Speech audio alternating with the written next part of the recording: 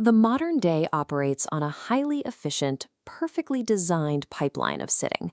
You wake up, sit down to commute, sit at a desk for 8 hours to earn a living, and finally retreat to the sofa to recover.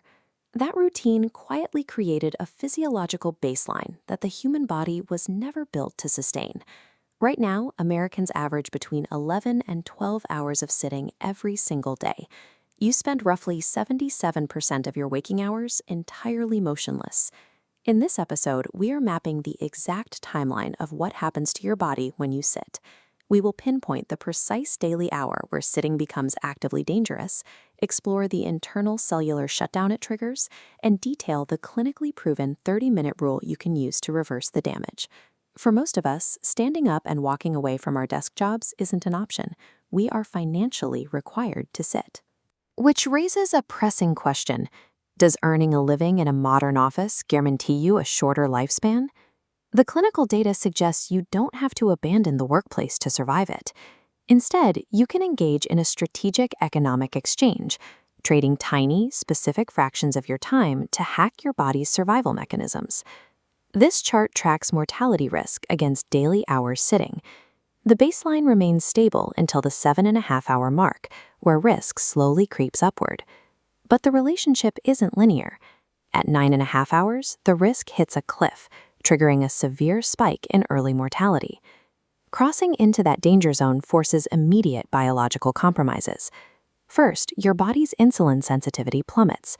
Your muscles stop efficiently clearing glucose from your bloodstream, and your overall calorie expenditure crashes to a near halt. Deep inside your cells, the core physical engines are failing. Prolonged lack of movement heavily reduces your mitochondrial activity and volume. The machinery responsible for producing ATP literally dims and slows down. Once those cellular engines dim, a physical cascade follows. Fat begins to accumulate intramuscularly. Your cardiorespiratory function rapidly declines, increasing your vulnerability to diabetes, cardiovascular disease, and even cancer. And how you spend your sitting time matters. Couch time is uniquely lethal. Watching 3 or more hours of television a day significantly compounds this mortality risk, completely independent of how active you might be otherwise.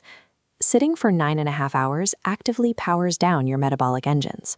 Prolonged stillness is a highly toxic physical state.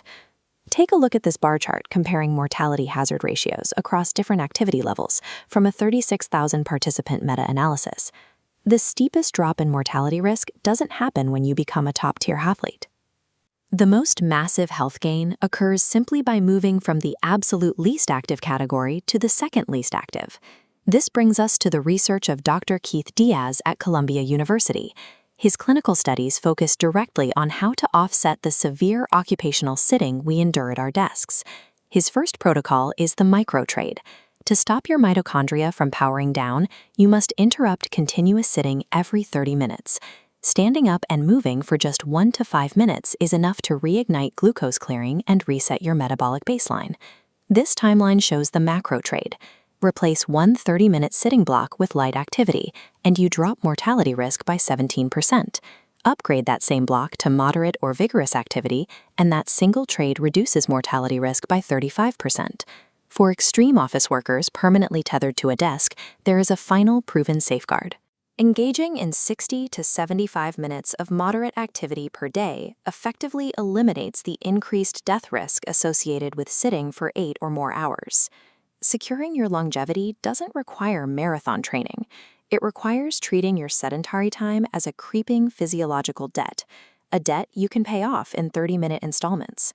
You can execute these trades immediately at the office. Ask for a standing desk, place your computer on an upright file cabinet for parts of the day, and convert standard sit-down discussions into walking meetings. Implement the post-meal rule to manage your insulin spikes. Instead of heading straight back to your desk after lunch, take a brisk, immediate walk to stimulate your metabolism while your body processes the calories. Apply the exact same logic at home. Avoid collapsing onto the sofa for prolonged periods right after a high-calorie dinner. Stand, stretch, or move around while watching television to keep your digestion active. Look for macro trades outside your house.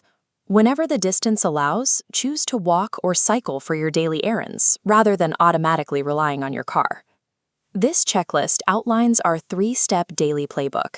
First, keep your total sitting time well under 9.5 hours. Second, take a 1 to 5 minute movement break every 30 minutes. And third, execute at least one 30-minute activity swap every single day. As Professor Ulf Ekelund's research concludes, protecting your lifespan boils down to a very simple biological mandate: sit less, move more, and move more often.